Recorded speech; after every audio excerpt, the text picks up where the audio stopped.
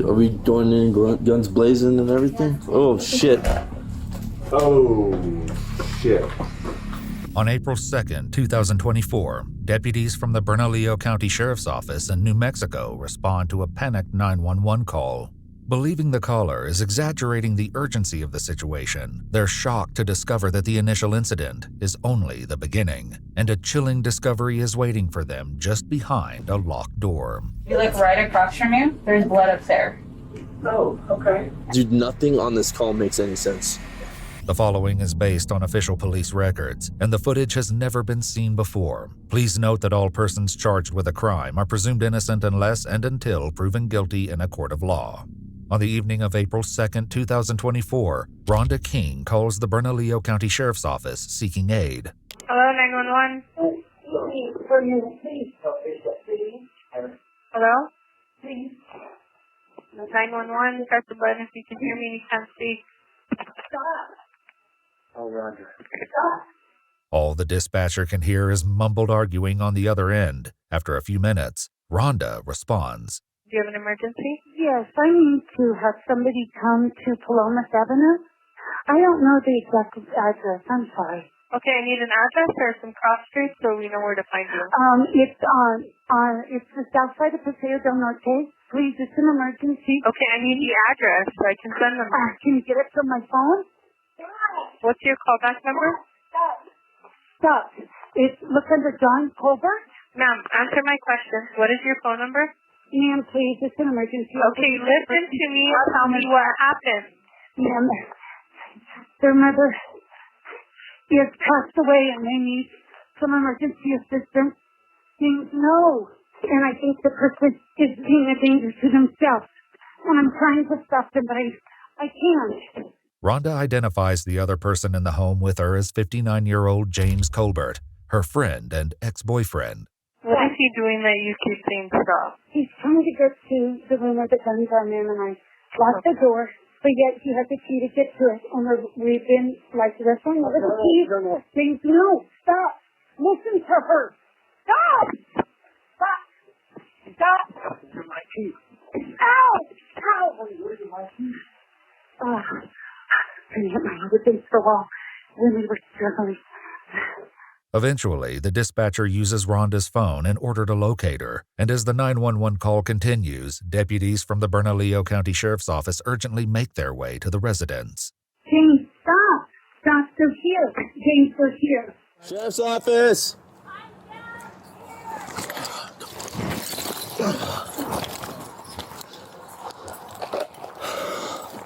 Sheriff's Office! All right. What is it? You're down here by the door. All right, you come out here to us. Not armed. Nobody's armed. Nobody's harmed. Oh, fuck. Where are you? Where are you? I think he's in shock. His mother passed away. And he's the sole caregiver, but I just think he's in shock. Okay. And I called him late today. James, it's okay, man. Hey, you're gonna be okay, dude. Okay. All right. Do you have weapons on you? No. Is it okay if I check real quick? Sure. Let's go. Turn around for me. Guns in the room. No, there's not. No, please don't. No, I'm not putting you in trouble. No, this is just to make sure there's no There's a weapons. mental health issue here. Yeah, no, ma'am. I'm just gonna check you right here, all right? Please don't hurt me. I'm not hurting you, James. I just want to make sure you don't have contacts or These are anything, my right? keys. Your keys? Okay, here. Okay. These are the keys that I have. Yeah. All right. So, James, can I talk to you outside, brother? Yes, can you do one thing, though? Yes, sir. This door cannot be locked. Can we open that door, please? Why? Do we need to open it right now? Yes, because the heating stuff doesn't work if it's locked. Okay. I will be sure to unlock it. I will unlock it can you here. go back Sir. around the front, please? I will unlock it here before we Go leave, ahead. all right? Go ahead. As some of the deputies attempt to speak with James, a task that will prove easier said than done, another breaks off to talk with Rhonda. Can you come talk to me in here? James and I have been friends for 40 years. Uh-huh. Good friends. His mom has been ill, has had Parkinson's. He's taking care of her. And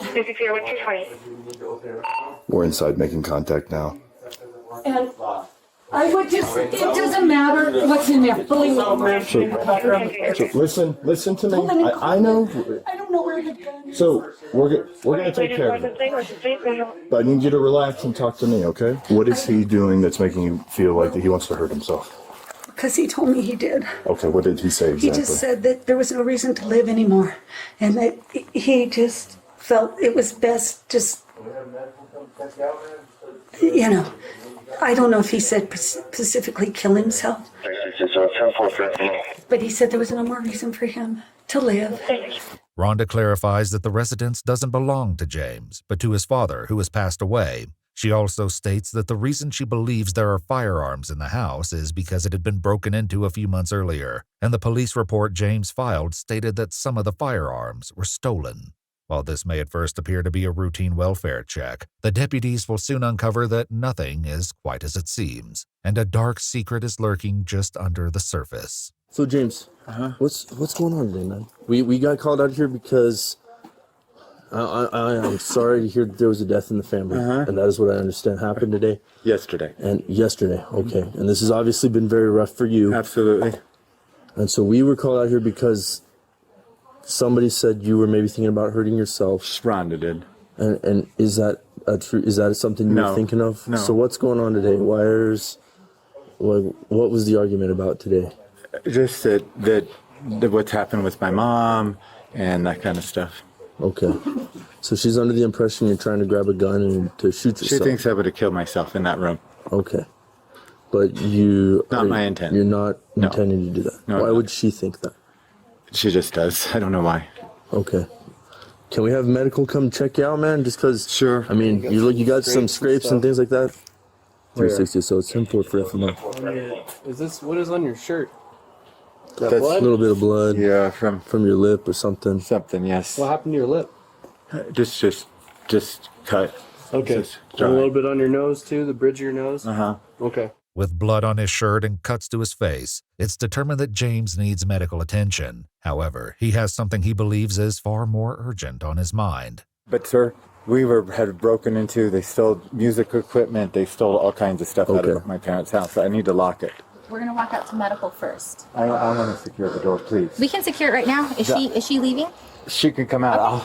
I want to secure the door. Okay. You can wait right there. Yeah. So sorry. So we're a little antsy just because we were told there was a gun involved. Okay. And our belief was, yes, sir. I know. I patted you down. Okay. I have no gun. But our belief was that it was in the house, and that's why when we showed up, we were trying to pat you down for weapons, take you outside. Because if there was a firearm, we wouldn't want you to you or Rhonda. Can we lock this door, please? Escorted by a few of the deputies, James is allowed to enter the residence again to turn off the lights and arm the alarm system. Already, some of the responding deputies are having doubts about the seriousness of the situation, something they may come to regret by the end of the night. I think this is an overreaction.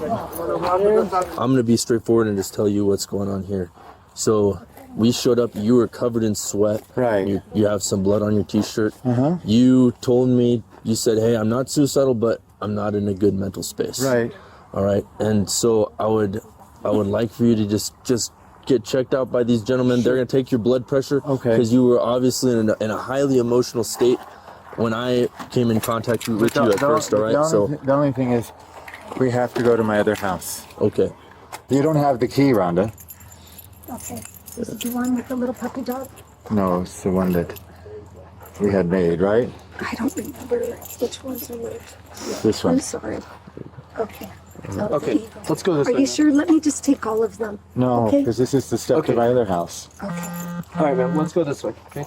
James gives the location of his house, but the deputies insist he gets checked out by medical personnel before he can explain why exactly he's so eager to return to the other residence. As soon as we got in, she was causing more of a ruckus than he decided to take her around the corner to try to calm her down. I honestly think it's a bit of an overreaction on her behalf. I don't know if you saw him, he was sweating, like, he was drenched in sweat. And it's like cold.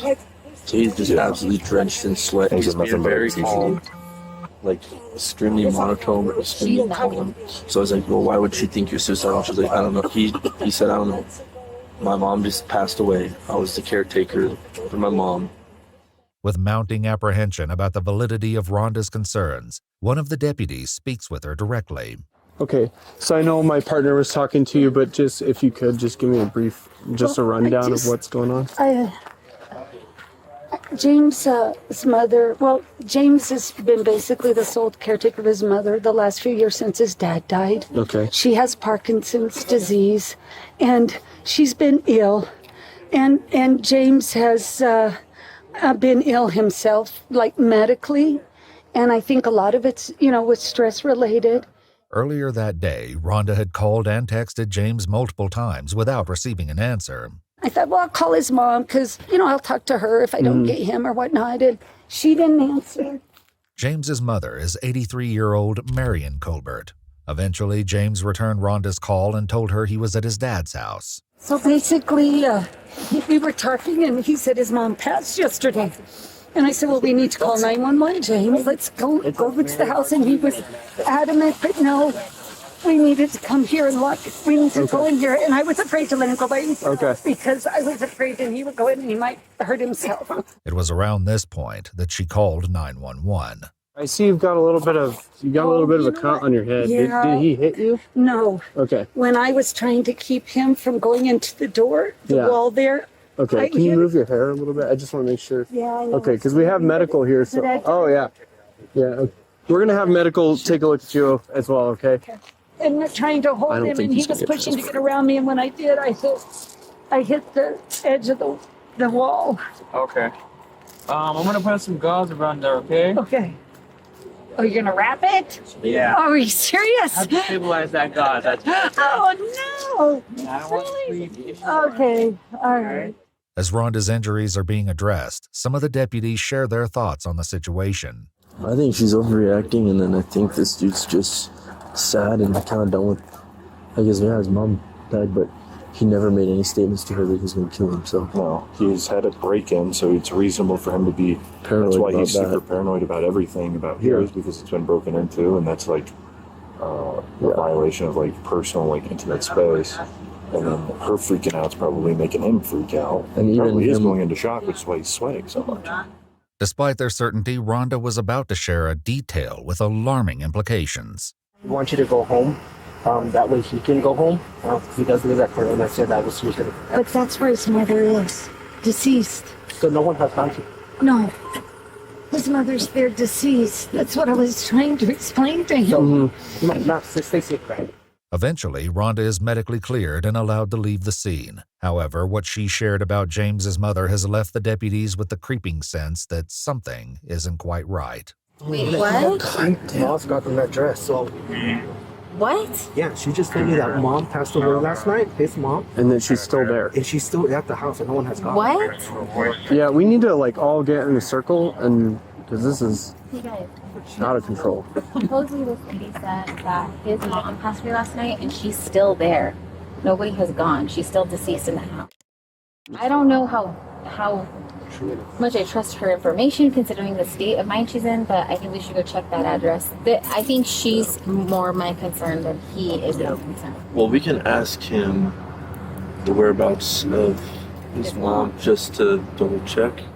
Still, some of the deputies' doubts about Rhonda linger. I think she's more of the, I guess, aggressor, if you will. Yeah, she's off the block.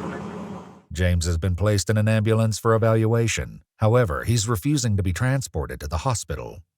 James, real quick, brother. I understand. So your mother passed away last night. Is that correct? Yesterday. Yesterday Morning. Yesterday morning. Okay. And was medical called out or law enforcement? Okay. So where is she now? At my house. So we will have to go down there and make sure she's taken care of according to how we handle those kind of calls.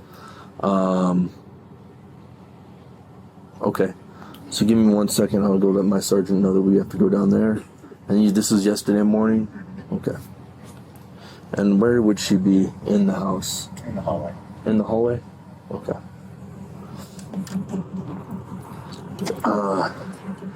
He's saying his mom passed away in his house, in the hallway in his house yesterday morning. and she's still there in the hallway. And he never called EMS or 911. We need to go there. Oh, Me, you, and let's us three go. okay. This is nuts. So your mom dies Why would you not call him? in the hallway. That's another thing is people don't die in the hallway. Old people don't die in the hallway. You die in bed. They die in bed or on the bathroom, not in the hallway. And then he's in shock, and then he didn't call us. The first thing you think would happen, you'd call somebody. You're like, hey, my mom just died. So your mom dies, dude. You've been taking care of her for the last 20 years. What's your reaction gonna be, dude? Are you gonna be like, oh, damn, mom died in the hallway. Let me leave her there for over 24 hours and go run errands and go to her house and start rummaging through stuff. We're doing that, dude. She's just decapitated in the hallway. And then that's another thing is, I thought. here's another thing that's weird. We got called out for 43-1 threats for him. Yeah. Like, imagine something happens, you're fucking not well mentally. Your mom is, dude, nothing on this call makes any sense. It's so bad. Rhonda the girl crazy, but I thought she was straight up lying that they were on the thing. Yeah. The deputies can't see anything amiss from outside the house. Nobody's in danger, but they're dead in suspicious, I would argue, Sheriff's office. suspicious circumstances. Oh, I agree with you 100%, but the state of New Mexico won't. Because of the fact that they'll say, well, if there's no exigency, she's already dead. She can't get more dead. I heard that, you motherfucker. I know. Oh, yeah. Do you smell the stench of death? Now there's someone in danger. It's fucking... Sergeant, smell the stench of death. Since they can't enter the residence without James's permission, one of the deputies still at the other scene speaks with him. Hey, James. So, I'm Deputy Vela. I just have a question for you. Is it okay for us to go into your residence to check on your mom? My mom's passed away. Is it okay if we go into your residence? Is that okay? Yes. Yeah, it is. I have my dog there, and I'm concerned somebody takes her. The deputy reassures James that no one will take his dog. Are they in my property? No, we're waiting for you. That's why we're waiting for you. That's why I asked you if you would open your door, let us in, and you said yeah. They decide to transport James to his house so he can help them enter. However, given the uncertainty about the situation, they place James in handcuffs. So I'll turn on the heater for you real quick, okay? Can you get my blanket out of there or something? Sir, I'm freezing. I'll turn on the heater right now. Would you like to come and open the door for us? Or is it okay with you if we open the door and What would you prefer? what would you like? Well, the first thing is we need the dog taken somewhere. We'll bring the dog out. Right. But would you prefer that we open the door, or did you want to open the door? Because this is your home, and this is per your request to check on your mom. Yeah, as they said, my mom is deceased. Right. And like we talked about, that you'd like for us to check on her, correct? Check on the situation? Sure. Okay, did you want us to open the door? Still unaware of the horror that unfolded inside the home, they take the key from him. Let's make announcements. Sheriff's Department, anyone inside, make yourself known now. What's up, puppers? Are we going in guns blazing and everything? Oh, shit. Oh, shit. What do we have? We have a DB, obvious 10-7, blood on the walker, on her lacerations to her legs, possibly head. Let's just clear the house, make sure no one else is Okay. here. I'm going to take this way. Okay. Well, I think our suspicions may have been confirmed. This does not look like a natural death. No, I would say this is not. I'm just going to clear this real quick. There's blood. This is going to be part of the crime scene. So we got blood right there in the next to the shower or the tub. Yeah, this is not good.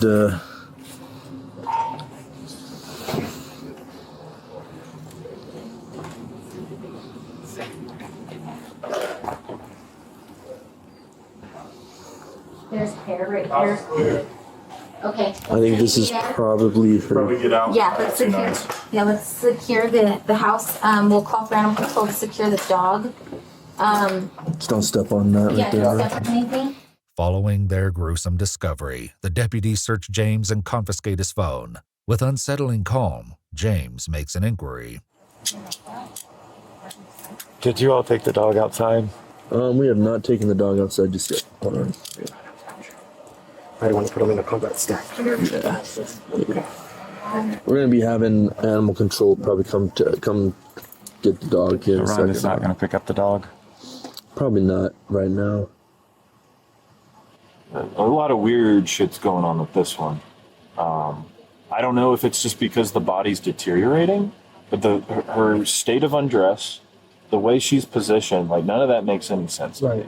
And it could be that I'm wrong, but it doesn't seem natural. And I didn't look at the body too much. We'll let CSI handle that shit. Something's off about this one, brother. James is swiftly transported to the sheriff's office for questioning. So we'll take off your cuffs, okay? Okay. So you do your hands real quick.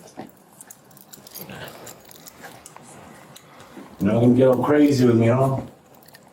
Put it on top of your head, all right? Stay there. Deputies remaining at the scene secure the rest of the property, wary about what other horrors they may stumble upon. If we find Dad in here, I'm gonna be pissed. It's getting weirder and weirder the longer we're here. I just wondered, like, what his plan was. I don't know. I think he killed her on accident, maybe. Panicked, didn't know what to do. Decided he was gonna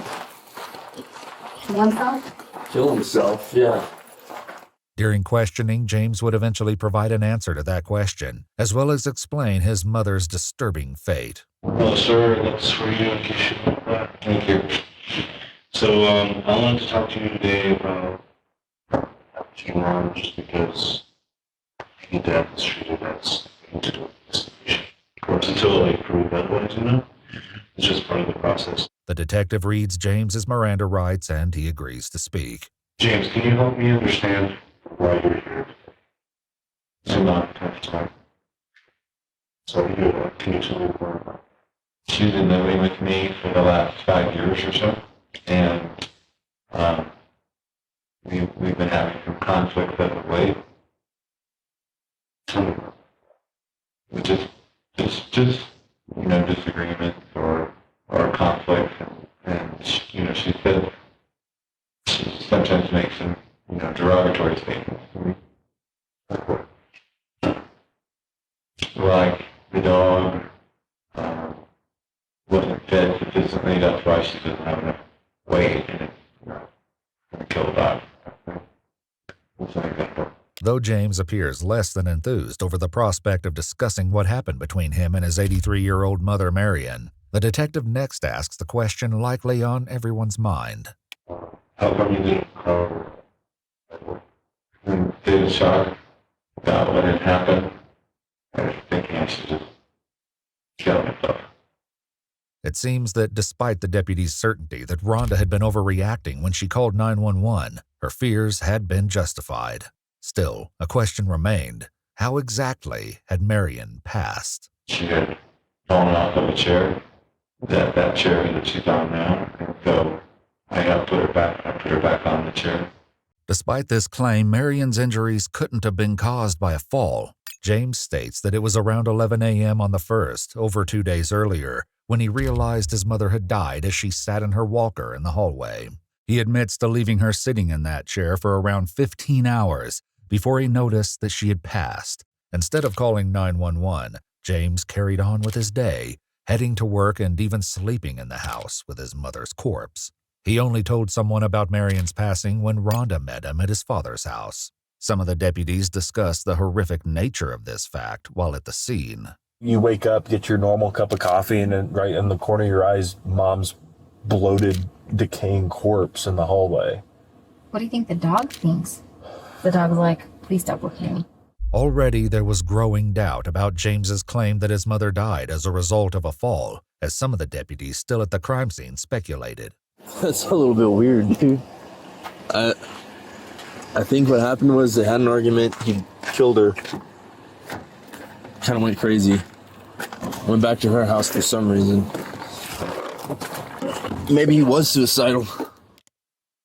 Dude, this is fucking wild, bro. This girl was straight up murdered. Oh, shit. She looks like she got the shit beat out of her, and she's in her walker. Not in a walking position, she's like seated down in her walker, leaning back, like naked except for a diaper. Huge lacerations all over her legs, arms, face. Blood spatter on the walls, on the floor. I'm gonna assume, yeah, like this is a homicide. For real?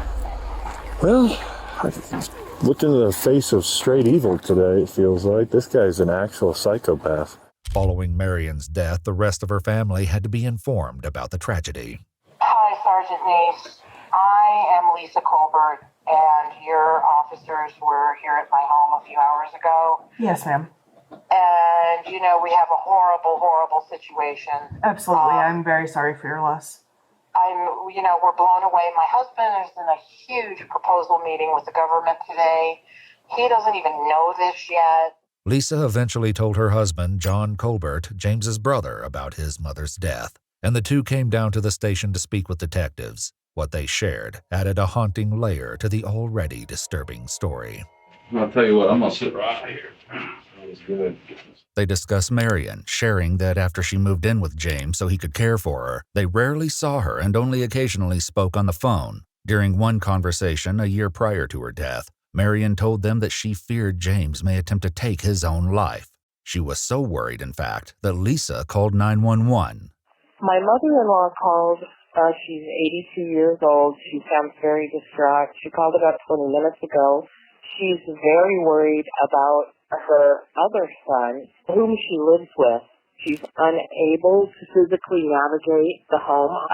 He went to feed the dogs at 5 o'clock p.m., and he hasn't come back. And he's not answering his phone. She thinks something's happened to her son, to my brother-in-law. Okay, so what's your mother-in-law's name? Oh, sir, we have my brother-in-law. Hold on. Is he okay? John! My brother-in-law just answered the phone. Oh my God, this is... Okay, what's her name, your mother-in-law? Marion Colbert. How old is she? 82. Okay, I think she's having an episode of some sort. I think he's okay. He's okay. My husband just talked to his brother. She's having some sort of episode. Once Lisa and John got in contact with him, James also called 911 to clarify the incident. Well, so my mom was trying to get a hold of me, and I had fallen asleep with the ringer off. So she called my sister-in-law, Lisa Colbert, who my understanding called 911 to make a wellness visit. I'm fine. Okay, there's not a problem if you could put that in the record. I will make sure and let them know. Thank you. All right, bye-bye. Would you say she was scared? Oh, terrified. Okay. And she believed he was going to do it. You know how he is. He'll get mad at me. He'll yell at me. But in the last few years, 3, don't get mad at me if I hang up. Honey, if James comes in, I have to go. And I'm like, why can't you talk to me? Mm-hmm. You know, what the heck? Yeah. I said, we have to say we're somehow going to try to help James. We got to do something to help this lady. We knew he would decline. We knew he would be, like always, no. You know, hang up on you rudely. No, I'm good. I don't need anything. I'll let you know. No, bye. Just shut you down. She calls us again with the suicide, again with, I don't know what to do. And John said, Mom, there's professionals. Mom, but he'll kill me. He'll go off. We can't just call and do that. We can't. No, you're going to get me in trouble. Even with this eerie warning, they had no idea just how bad things had become. I didn't call 911 because I knew that I would be found to be really elder abuse for bait and stuff like that. It was bruised up. This detail was apparent to everyone who saw Marion's body. In terms of her injury, she's got shin. That one looks like a laceration. Oh, yeah. A lot of these are looking like just tears, but I'm no doctor. So, left shin, right shin, her kneecaps, that tear, shoulder tear.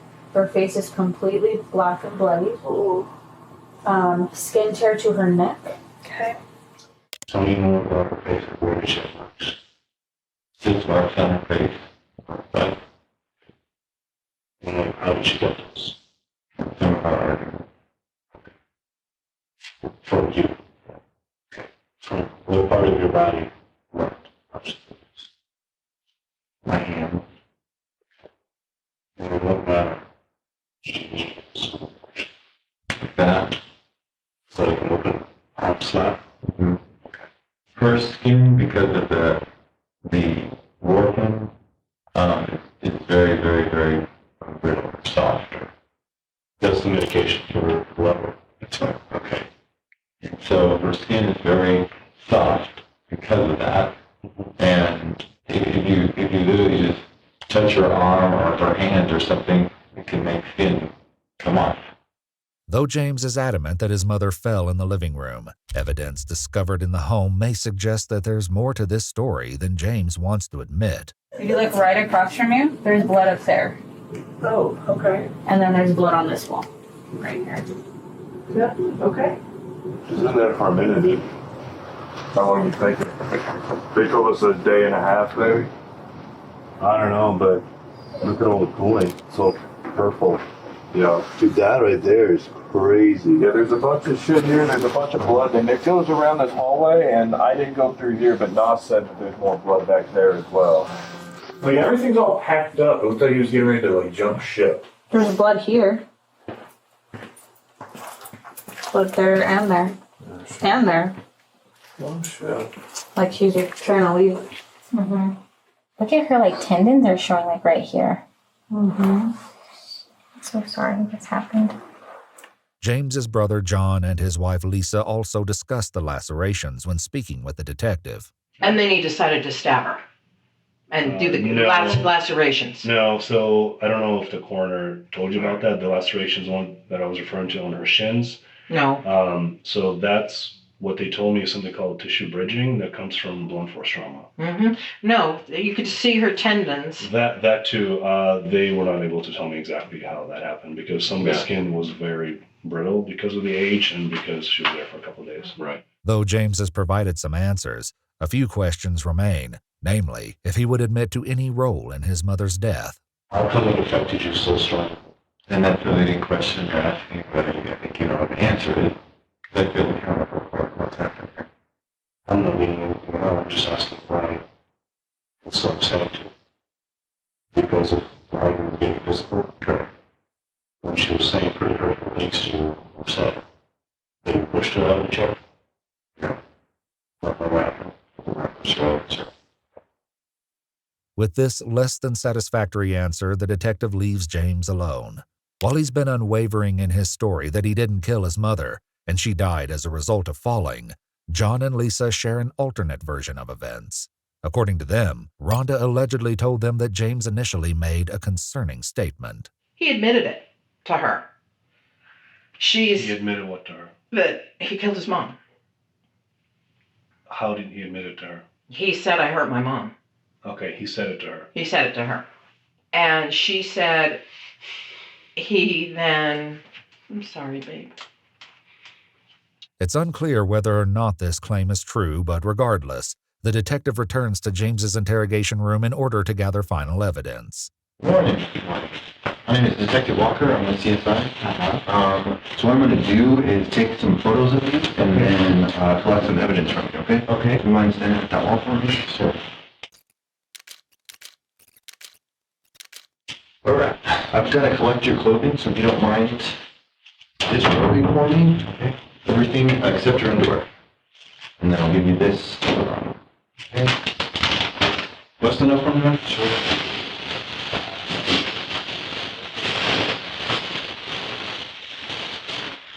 Put your arm around for me. Sure. And put your hands ready. Okay. Now, palms together. Bring this up.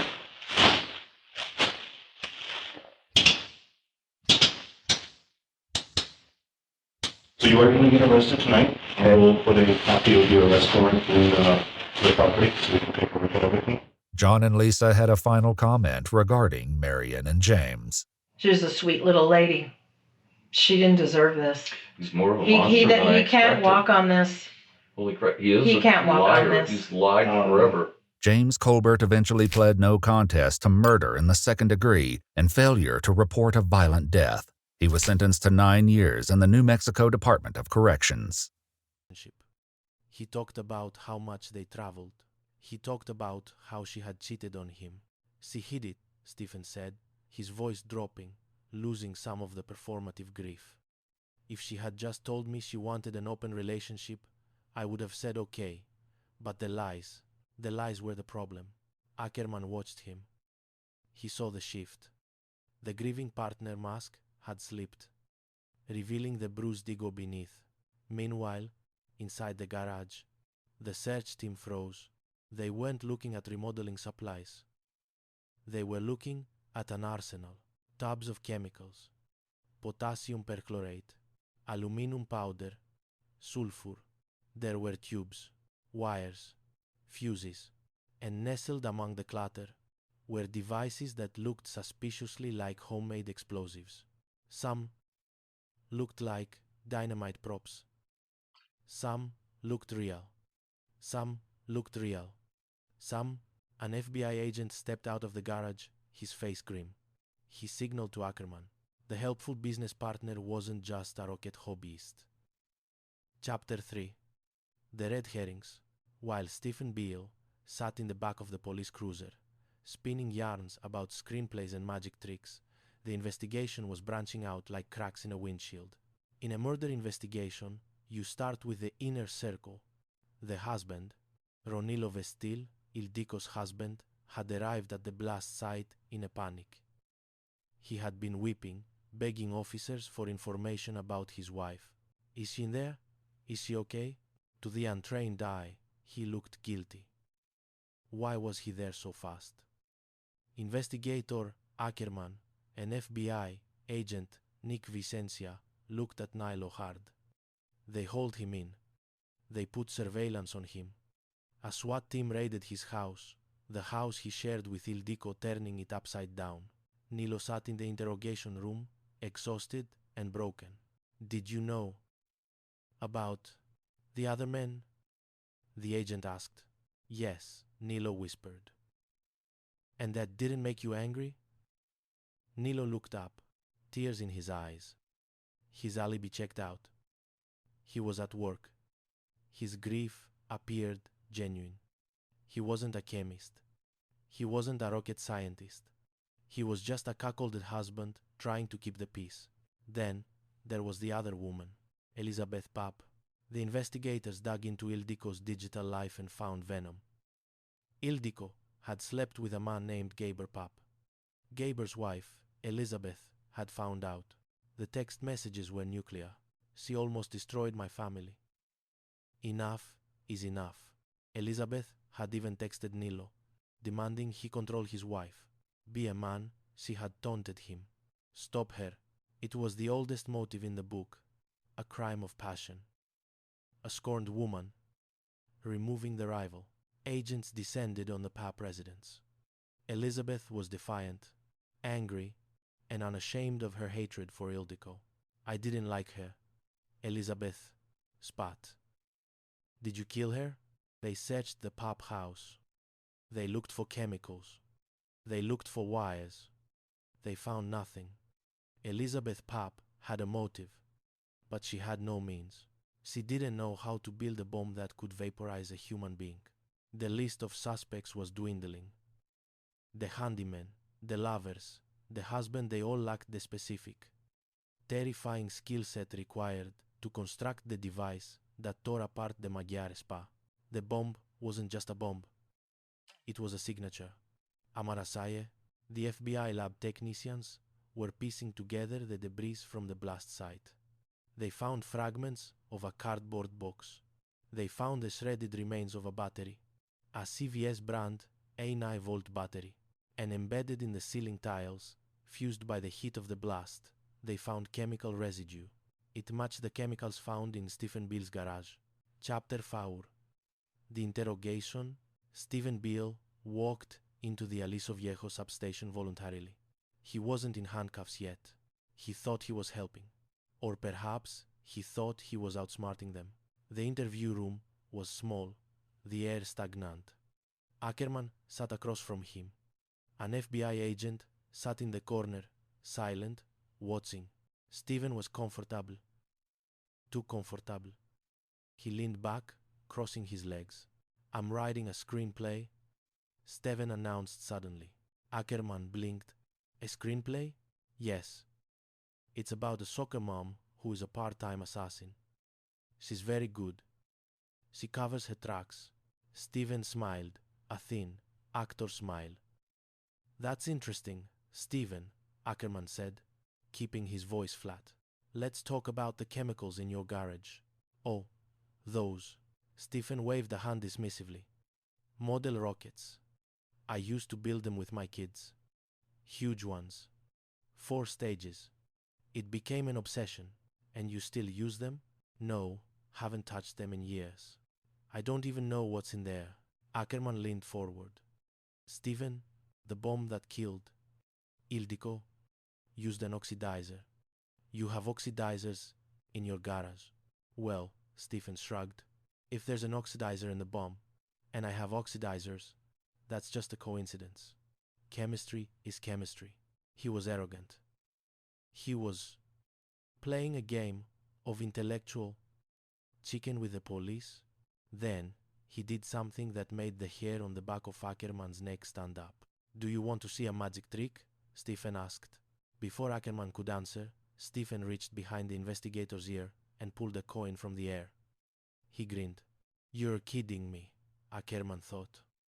A woman is dead. Her body is in pieces. And this guy is doing parlor magic. It was the behavior of a sociopath. A man disconnected from the reality of death. Stephen, Ackerman said, do you know what means motive and opportunity are? Sure, Stephen said. You have the means. The chemicals. The knowledge. The chemicals.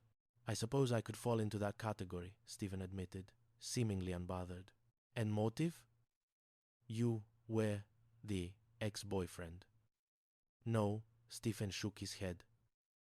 But you texted her constantly. You paid her rent.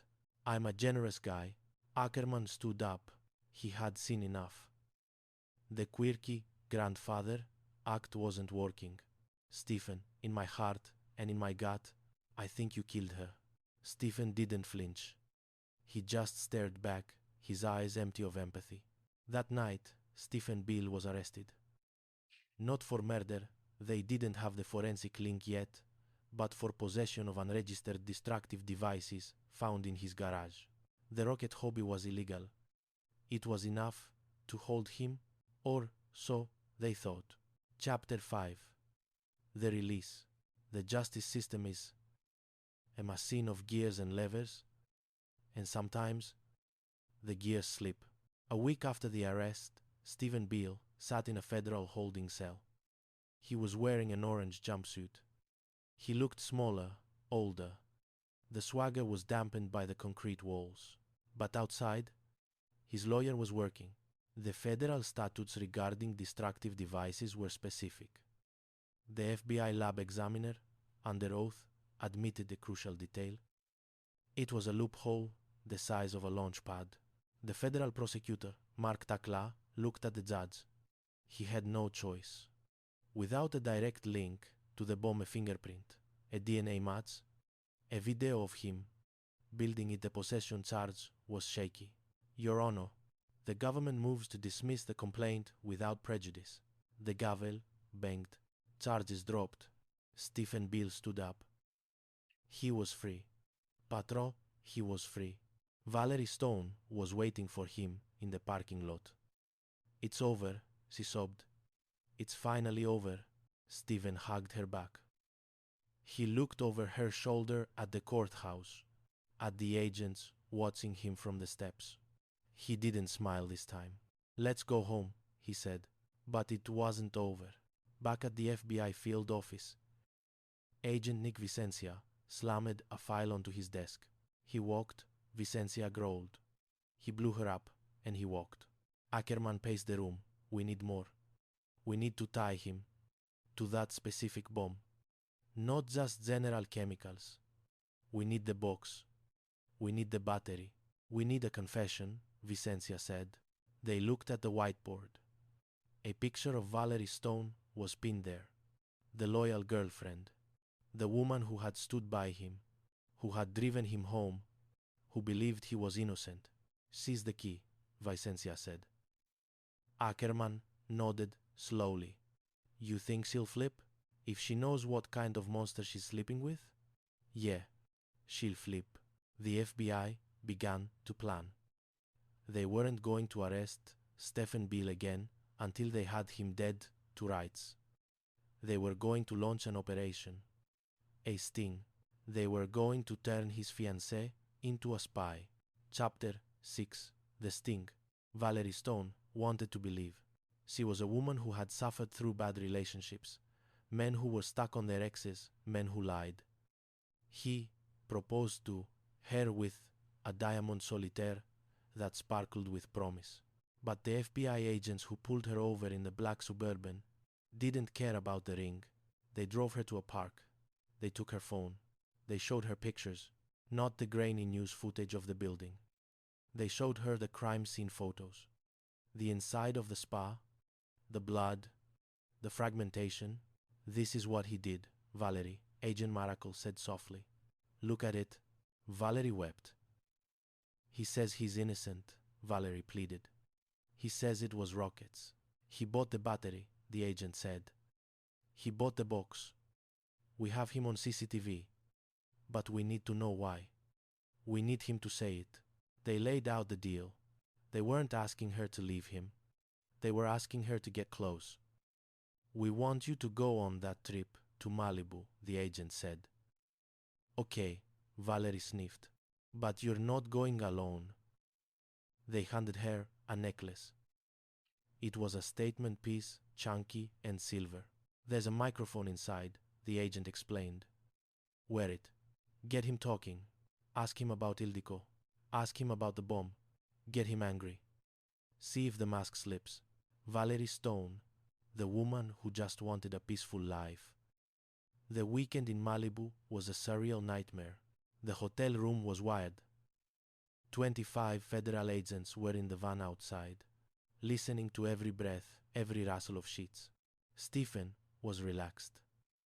Valerie touched the necklace, her heart hammering against her ribs. Stephen, she started, her voice trembling slightly. Do you ever think about her? About Ildiko? Stephen took a sip of wine. But aren't you angry? I'm frustrated, Stephen said calmly. But the truth prevails, Val. I didn't do it. He was ice. He didn't crack. He didn't confess. He didn't even get annoyed. He was the perfect, loving fiancé. In the surveillance van, Agent Vicencia threw his headphones down. Nothing he's giving us. Stephen Beale was either the most innocent man in America or the most disciplined sociopath the FBI had ever encountered. Valerie tried. The weekend ended. No confession. Valerie felt a strange mixture of relief and dread. Relief that he hadn't confessed maybe he was innocent, and dread because she knew the FBI wasn't stopping. She was right. The forensics team had been busy. They had taken the fragments of the battery found in the ceiling the CVS Enya vault. They tracked the lot number. They pulled Stephen's bank records. 1 week before the bombing, Stephen Beale had gone to a CVS near his house. He paid cash. But the store security cameras were rolling. There he was, buying a single 9-volt battery. Then, they found the box.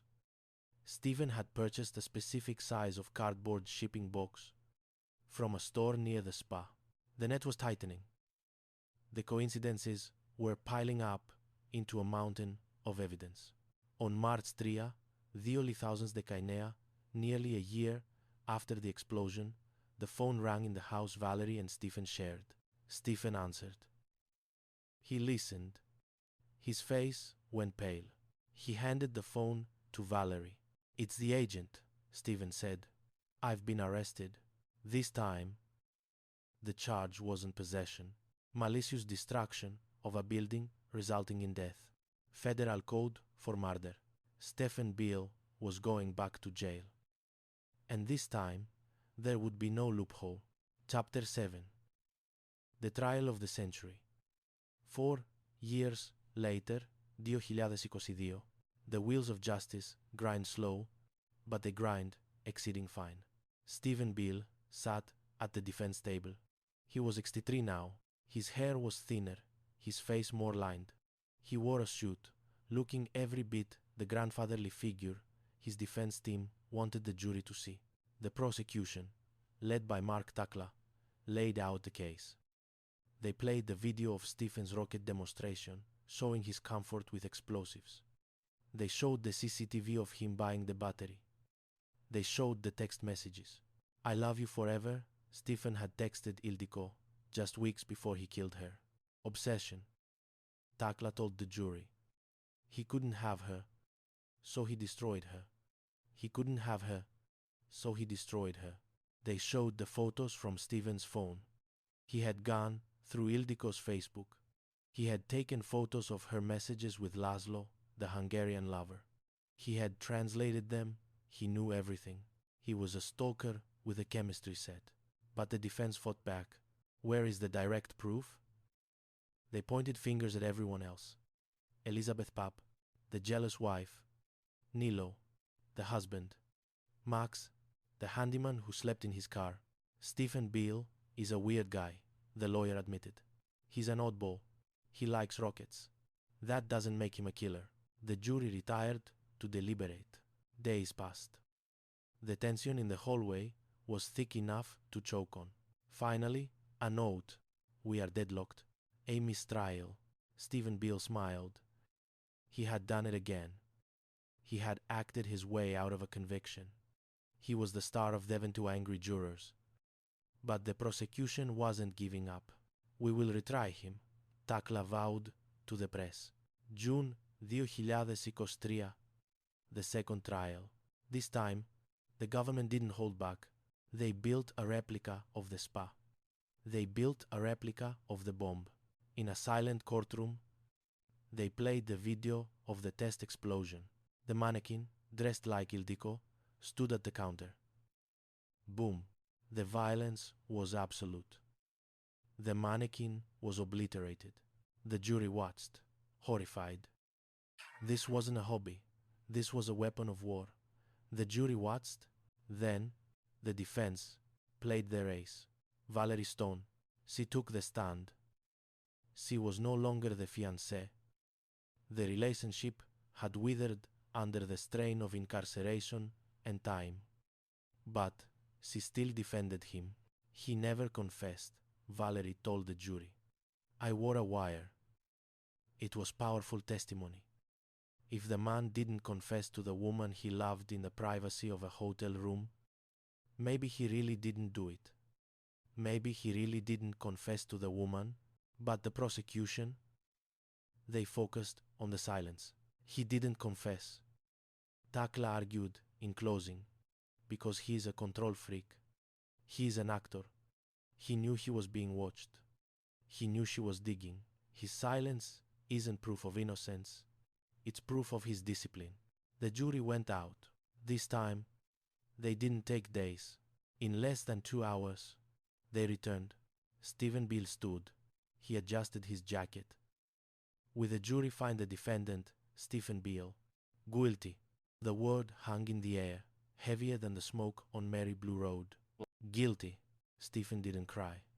He didn't scream. He just stared, his expression unreadable. The mask finally calcified. Outside the courthouse, Ildiko's family wept. Justice, delayed 5 years, had finally arrived. Valerie Stone, watching from afar, felt a chapter of her life slam shut. In the end, Stephen Beale's greatest performance, the role of the grieving, innocent eccentric, had failed. Life in prison. Epilogu. The echo. Aliso Viejo is quiet again. The building on Mary Blue Road has been repaired. The glass is new. The scent of sulfur is long gone, replaced by the smell of fresh paint and suburban commerce. But for those who were there, the echo remains. Holly Salcedo still flinches at loud noises. She still misses the sunshine of her friend Ildiko. Valerie Stone moved away, lost weight, and started over, trying to scrub the memory of the wire and the lies from her skin. And somewhere in a federal penitentiary, Stephen Beale sits in a cell. But he can no longer make things disappear. He couldn't make the battery disappear. He couldn't make the box disappear. And he couldn't make the truth disappear. Ildiko Krajniak is gone, but the blast that took her life illuminated the darkness of the man who claimed to love her. It was, as the detective said, murder by bombing. And now, finally, there was silence. The Aliso Protocol. Part E. The Performance of Innocence. Chapter 8. The Wire. Summer 2018. Valerie Stone was living in a house of mirrors. To the outside world, she was the loyal fiancée, the woman who had picked Stephen Beale up from jail and driven him home, defying the whispers of the community. But inside, she was vibrating with a secret that felt heavier than the diamond solitaire on her finger. The FBI had made their pitch in a parked car, showing her the carnage of the spa. They wanted a confession.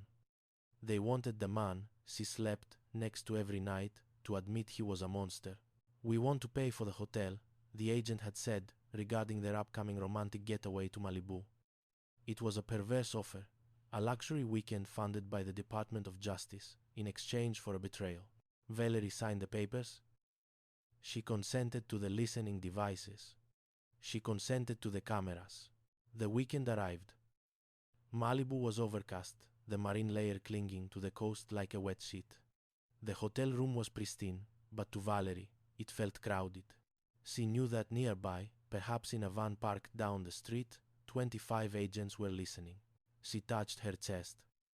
Resting against her skin was a necklace, a piece she hadn't worn in years. Inside the pendant was a microphone. "Look what I found," she had told Stephen earlier, feigning delight. "I hadn't seen this in forever. I thought I'd lost it." Stephen had smiled, that calm, paternal smile. Now, sitting on the balcony, Valerie tried to play her part. She was an actress in a play with life or death stakes. "Stephen," she started, pouring him a glass of wine.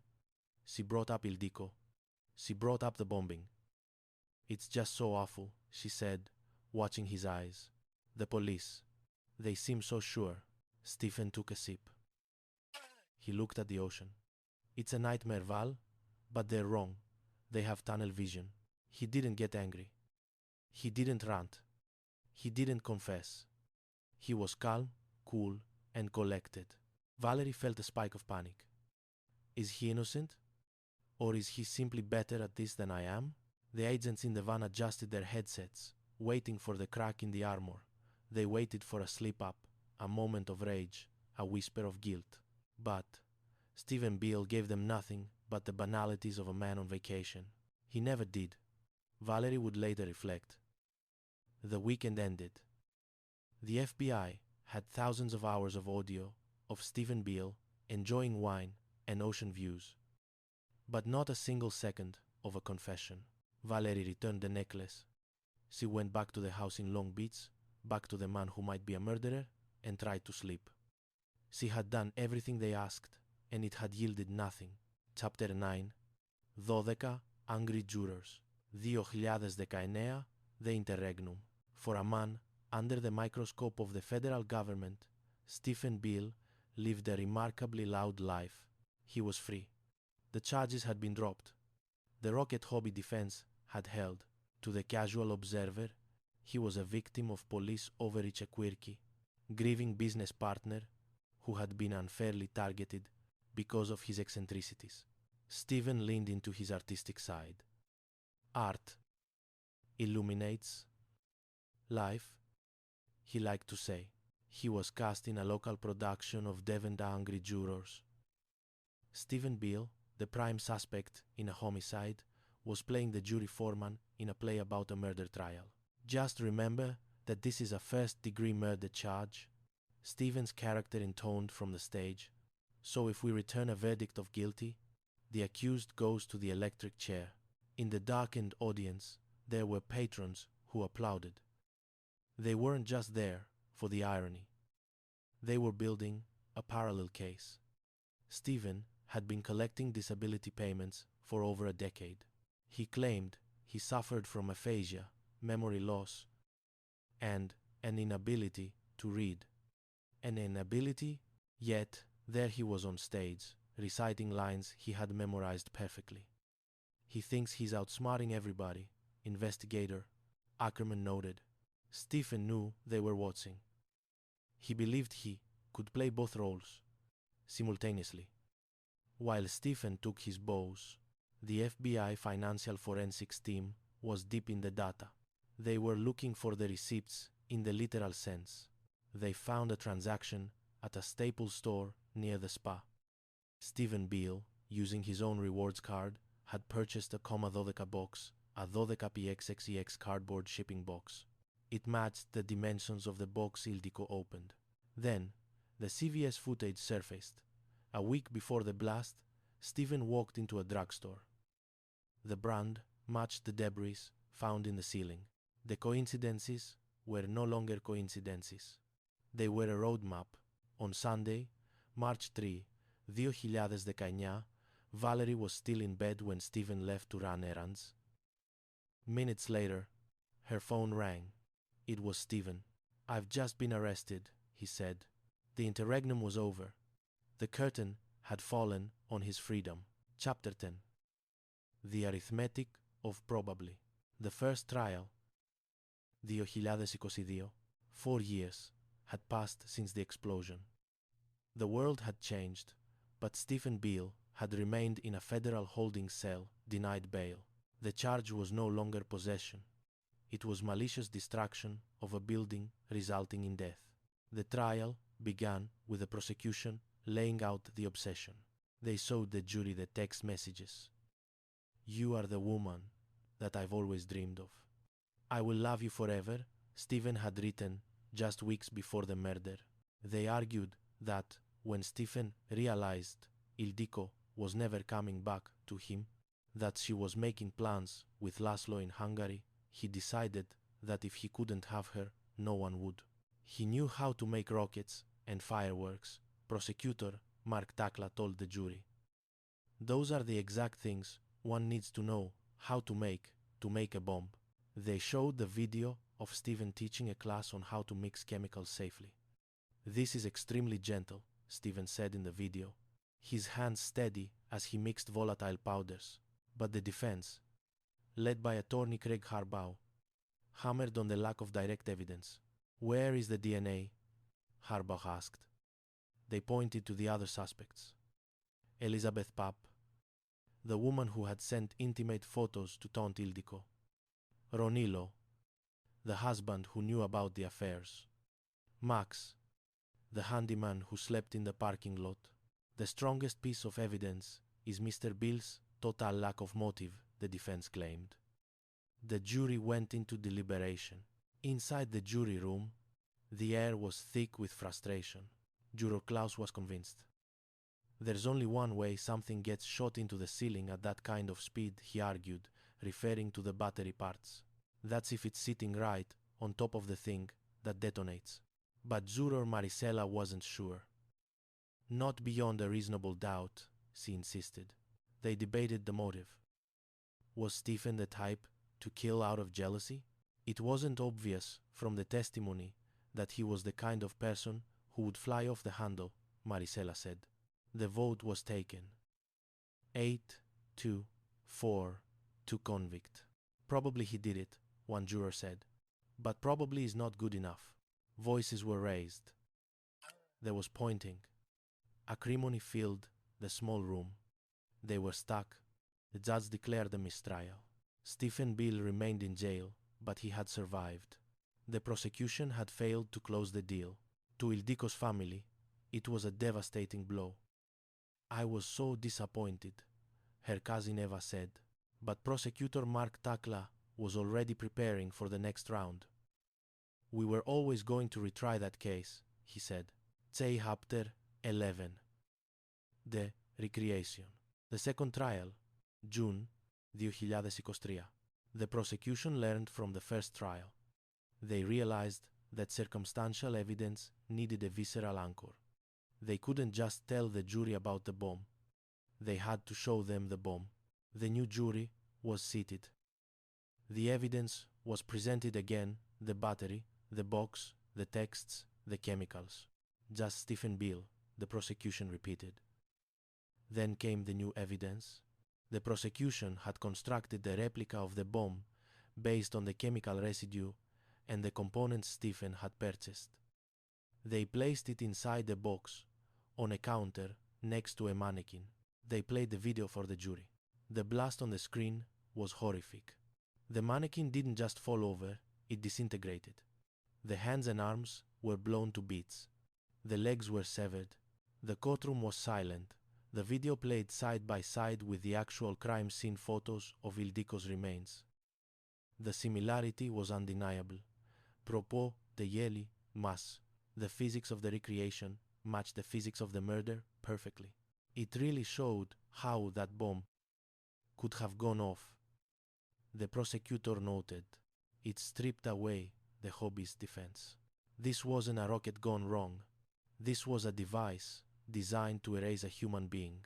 Valerie Stone took the stand for the defense, trying to humanize Stephen. She admitted to being an informant, to wearing the wire, and getting nothing. He starts a new relationship, the defense argued. But the jury looked at the mannequin. They looked at the battery receipt. They looked at the man who searched online for narcissist beat polygraph. The eccentric grandfather mask had finally dissolved. Beneath it, the jury saw a cold, calculating engineer of death. They deliberated for less than 2 hours. When the verdict was read, guilty Ildiko's family felt a wave of relief that had been dammed up for 5 years. Stephen Beale, the man who thought he was the smartest person in the room, was finally out of moves. The final bow, January 2024. Stephen Beale stood for sentencing. He was 63 years old. The federal system does not offer parole for his crimes. The judge sentenced him to life in prison. Outside the courthouse, the sun was shining on a world that had moved on without him. Eva, Ildiko's cousin, spoke to the cameras. Perofasu, he will spend his remaining days in prison, she said, finding peace in the finality of it. Valerie Stone had finally started to let go. She had moved out of California. She had lost weight. She was trying to find who she was before she became a character in Stephen Beale's drama. She still struggled with the truth. I believe him because I believe he's not a sociopath, she had said. But the evidence was a stubborn thing. The text messages from 20,000 were read to her, the ones where Stephen poured out his undying love for Ildiko just days before he began dating Valerie. That kind of makes me feel ick, Valerie admitted. In the end, Stephen Beale was left with his own company. No audience, no stage, no rockets. Just the concrete reality of his actions. He had tried to create the perfect crime, a murder by bombing that would look like an accident or the work of a stranger. But he had left a trail of receipts, both paper and digital, that led straight back to his garage. The thunder in the concrete on Mary Blue Road had faded, but the silence of Ildiko Krajniak would always be louder than any line Stephen Beale could ever deliver. The Aliso Protocol, Book 3. The Fuse, 2016, 2016, Chapter 13.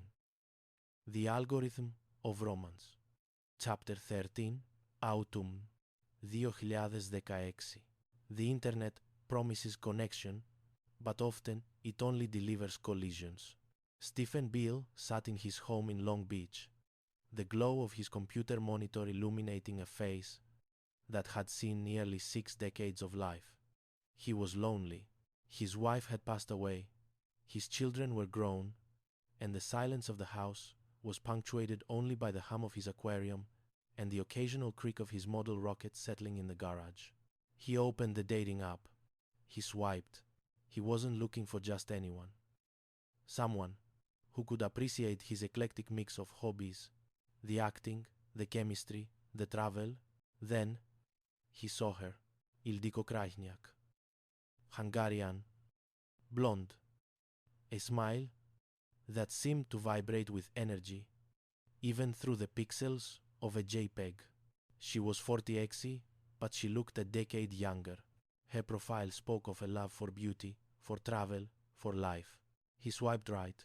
The connection was immediate. They met for coffee, and Stephen was enchanted. Ildiko was a whirlwind. She spoke with a thick accent that he found exotic. She was tactile, warm, and unapologetically ambitious. She was an esthetician, a skincare expert who made people feel beautiful. I want to open my own place, she told him early on. A sanctuary? Stephen, the retired consultant with money in the bank and time on his hands, saw an opening. He didn't just want to be her boyfriend. He wanted to be her hero. I can help with that, he said. They began to date exclusively. In Lisbon, they walked hand in hand down cobblestone streets. In Mexico, they drank tequila and watched the sunset. Stephen wrote her poems. I love how, when I dream of my life partner, the only person that I can see is you, he recited into his phone, sending the file into the digital ether. To Stephen, this was a great love story. He was the benefactor, the lover, the partner, but Ildiko was more complex than the cute little bunny persona she projected. She was a woman carrying the weight of a stagnant marriage. To Ronnie Lovestil, a decent man she had simply outgrown. She was a mother trying to secure a future for her son, Keanu, and she was a woman who needed craved attention. Stephen was safe. He was generous. But was he enough? Chapter 14. The Magyar Κοσμετικά. 16. 17. The dream became brick and mortar on Mary Blue Road in Alisoviejo. They signed a lease together. It was a partnership in every sense. Stephen put up the capital. Ildiko put up the talent. They named it Magyar Cosmetica, Hungarian Cosmetics. Stephen threw himself into the project. He wasn't just a financier. He was the handyman, the tech support, the manager. He built the shelves. He set up the computer systems. He spent hours at the spa, watching her work, hovering in the background. At first, Ildiko appreciated the help. But Stephen's presence began to feel heavy. He was always there. He wanted access to everything. Her schedule, her emails, her bank accounts. Initially, she gave it to him. Why not? He was paying the bills. But about a year and a half into the relationship, the dynamic shifted. Ildiko began to pull away. Stephen noticed.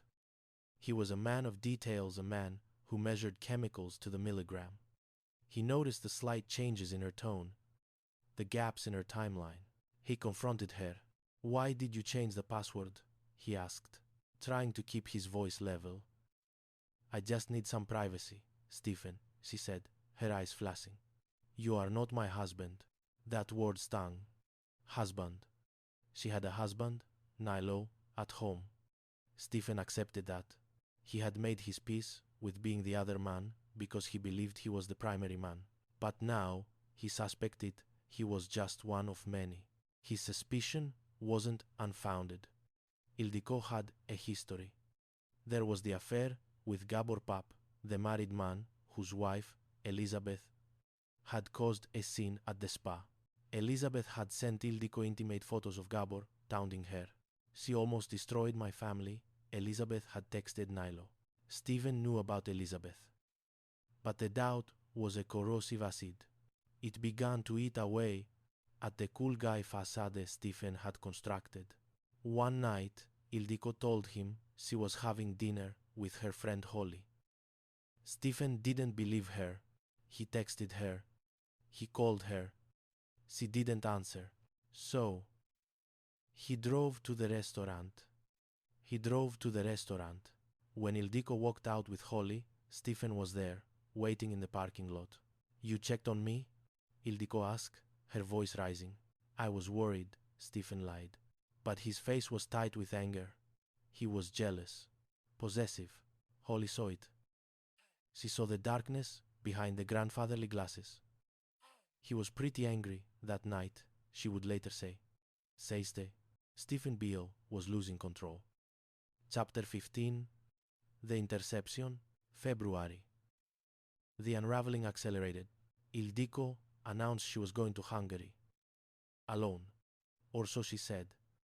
She needed to see family. She needed a break. Alone. Alone. Alona. Alona. She needed a break. Ildiko. Alona. Stephen wanted to go. I need to do this by myself, she said. Stephen smiled and agreed. But the moment she left, he went to work. At Ifinestatu, he had access to her devices, or at least he found ways to get access. Laszlo was in Hungary. He and Ildiko were planning to meet. Stephen sat in his living room. The glow of the screen reflecting in his glasses. He read the messages. They were in Hungarian. He didn't speak Hungarian, but Stephen was methodical. He took photos of the screen with his own phone. Dozens of them. He would translate them later. He needed to know exactly how much of a fool she was making of him. When he translated the texts, the humiliation was complete. Miss you. Can't wait to dance with you. I want to be with you. Miss you, can't to dance with you. Miss you, can't to be with you. She wasn't just visiting family. She was rekindling an old flame. She was planning a future that didn't include Stephen Beale, the Carole King song he liked to quote. One of us is changing. Or maybe you can just stop trying, played in his head. He realized then that the relationship was dead. He needed a return on his investment. Or, at the very least, he needed to liquidate the asset. Chapter 16. The Chemistry of Betrayal. April 2018. Ildiko returned from Hungary. She was distant. She told Stephen they were done romantically. She wanted to be just business partners. Stephen agreed. Of course, he said. We built this together. I'm not going to abandon the business. He played the part of the amicable ex perfectly. He started dating Valerie Stone almost immediately, flaunting the new relationship to show he had moved on. She's moved on. I've moved on, he told Valerie. It's all good. But in the garage, the rockets were no longer the focus. Stephen began to research. He wasn't looking for flight trajectories. He was looking for combustion rates. He was looking for containment. He had the chemicals. He had the potassium perchlorate. He had the aluminum powder. He had the know-how to mix them without blowing himself up. He needed a delivery system. He watched Ildiko's schedule. He logged into the spa's booking software. He saw when she had clients. He saw the gaps. He saw the patterns. He knew she was going back to Hungary in May with Laszlo. He knew she would come back on May the 14th. He knew she would be at the spa on May the 14th. May 8, 2018, 1 week before, Stephen walked into a CVS. He was calm. He wasn't wearing a disguise. Why would he? He was just a man buying a battery. He picked up a CVS brand 9-volt battery. He walked out. Next, he went to Staples. He needed a box. A specific box. Not too big. Not too small. A 12pxxpx cardboard shipping box. It needed to look like a package of beauty supplies. It needed to be mundane. He used his rewards card. Back in the garage, the construction began. This wasn't a slapdash pipe bomb. This was a shaped charge. He placed the chemicals inside the box. He wired the battery to a switch that would be triggered when the flap was lifted. He packed it tight. He added an oxidizer to ensure the burn was instantaneous and hot. He looked at his creation. It was a brown cardboard box. Innocuous. Boring. It was a death sentence. Chapter 17. The Delivery. May 13. 2018. Ildiko was flying back from Budapest. She stopped in San Francisco to say goodbye to Laszlo. She was happy. She had told her friend Sarah that she was ready to move forward with this new man. Stephen checked her schedule again. Sometime in the dark hours, the box was moved. He didn't mail it. Mailing leaves a paper trail. Mailing risks interception. Stephen had a key to the spa. He drove to Aliso Viejo. The streets were quiet. He let himself in. The smell of lavender and acetone greeted him, the smell of her. He placed the box on the counter, near the reception desk. He placed it where she couldn't miss it. He placed it where, instinctively, she would open it to see what new supplies had arrived. He locked the door. He drove home, May 15, 2018, the morning of. Stephen woke up. He texted Ildiko, "Are you back? Hope you had a good trip." He was establishing the timeline. He was creating the digital footprint of a concerned friend. Ildiko arrived at the spa. She saw the box. She didn't open it immediately. She had clients. She was busy. Si naisef. Si Mazdelena. Si Mazdelena pute. Si Mazdelena pute. Stephen waited. At 10:08 p.m., the text messages stopped going through. Stephen Beale turned on the TV. Breaking news from Aliso Viejo. He watched the smoke rising from the building he had leased.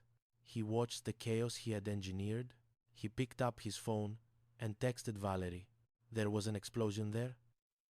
Ildiko. Are you okay? The performance had begun. The Aliso. Protocol. Book 3. The Blast. Radius. Book 3. Chapter 18. 0 hour. May 15. 2018. 1:09 p.m. The world did not go black. It went white. For the woman lying on the treatment table, a mother of two who had come to the spa for a moment of peace, the universe contracted into a single point of blinding intensity. One moment, she was listening to the soft hum of the air conditioning and the familiar, reassuring voice of Ildiko Krajniak. She watched Ildiko standing at the counter, her hand reaching out to open a cardboard box. Then, the air itself seemed to shatter. A bright light erased the room. It was followed instantly by a darkness that was not the absence of light, but the presence of debris. The ceiling, the walls, the very structure of the building crumbled inward, burying the occupants in a tomb of drywall, glass, and insulation. Outside, on the streets of Aliso Viejo, the sound of the blast rolled over the suburban landscape like a thunderclap. Holly Salcedo, eating lunch a mile away, froze as the concussion rattled her windows. It was a sound that didn't belong in this leafy green wedge of Orange County. In the parking lot, the air filled with a plume of white smoke. It carried a distinct, acrid scent, the sulphurous smell of fireworks. It was the smell of a celebration turned into a massacre. Sheriff's Deputy Jack Ackerman was the first to breach the perimeter. His dashcam recorded the chaos, the fire, the smoke, the people stumbling away from the ruin. "Is anybody hurt?" Ackerman shouted into the dust. A voice called back, weak and terrified. 2, 3. Ackerman moved deeper into the wreckage. He saw the devastation. He saw the severed limbs on the ground. He saw the catastrophic damage to the human body that guaranteed loss of life. "I've got body parts," he radioed, his voice steady despite the horror. The survivors were pulled from the rubble, their bodies battered by the shockwave, their minds scattered by the image of the woman who had been standing there 1 second and was gone the next. They were transported to area hospitals, critical but alive. They were the only witnesses to the final moment of Ildiko Krajniak's life, the moment she opened the box that turned a day spa into a crater. Chapter 19. The Debris Field. Chapter 19. May 16, 2018. The investigation began not with a magnifying glass, but with a shovel.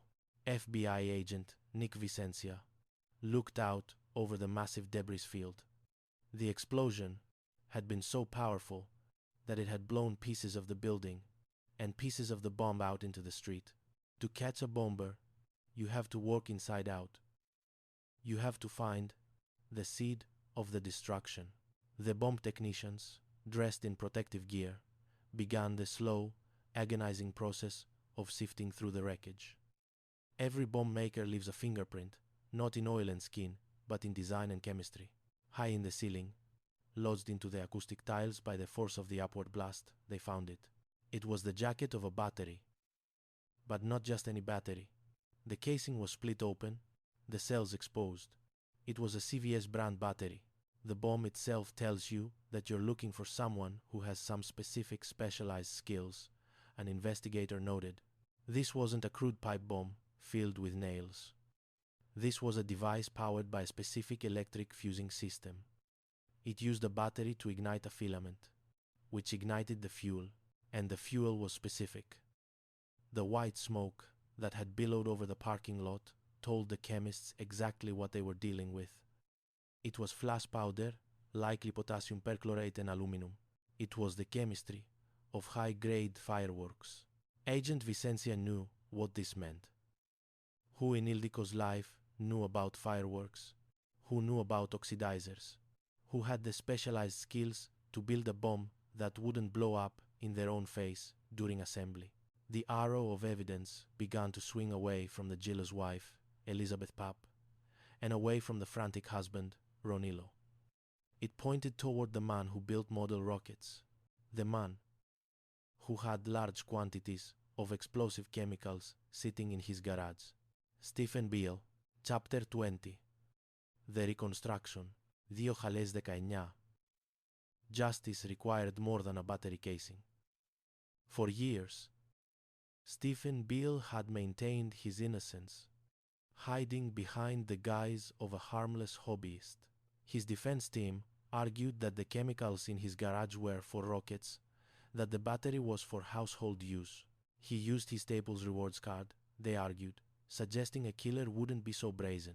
To prove that Stephen Beale was not a hobbyist but a murderer, the prosecution decided to rebuild the weapon. Using the forensic data collected from the spa, the specific mixture of chemicals, the size of the box, though the kikes, XXX, and the placement of the battery, the FBI constructed a replica of the device. They took the replica to a test range. They rolled the cameras. The detonation was absolute. The video, played later for a silent courtroom, showed the terrifying efficiency of the device. The mannequin didn't just fall, it was obliterated. The hands and arms were blown into bits. The legs were severed. It was a vivid reminder of the violence visited upon Ildiko. The test confirmed the prosecution's theory. The battery found in the ceiling had been sitting directly on top of the explosive charge. When the blast occurred, the battery was fired upward like a bullet, embedding itself in the tiles. There's only one way. Something gets shot into the ceiling at that kind of speed, Juror Klaus would later remark. The chemical residue found at the scene matched the chemicals in Stephen's garage. The science was closing in. Chapter 21. 2018, 2023. While the FBI reconstructed the bomb, Ildiko's family tried to reconstruct their lives. For Ronilo Vestil, the days after the explosion were a blur of grief and suspicion. He had been the first suspect, the husband who arrived too quickly, the man who knew about the affairs. He was a frantic individual looking for information, investigators noted. But as the investigation cleared him, he was left with the silence of the house he had shared with Ildiko. They had lived separate lives under the same roof, yes, but they were still a family. They had raised their son, Keanu, together. Now, the mother of his child was gone, turned into body parts on a coroner's table. For Ildiko's cousin, Eva Boni, the grief was compounded by the weight. She watched as Stephen Bill was arrested, then released, then arrested again. I just didn't know if they were ever going to find the person responsible, she said. She missed the daily phone calls. She missed the way Ildiko could make a person feel like they were flying after a visit to the salon. She was a sunshine in some of my darkest days, her friend Holly said. But the sunshine was gone, replaced by the grey reality of courtrooms.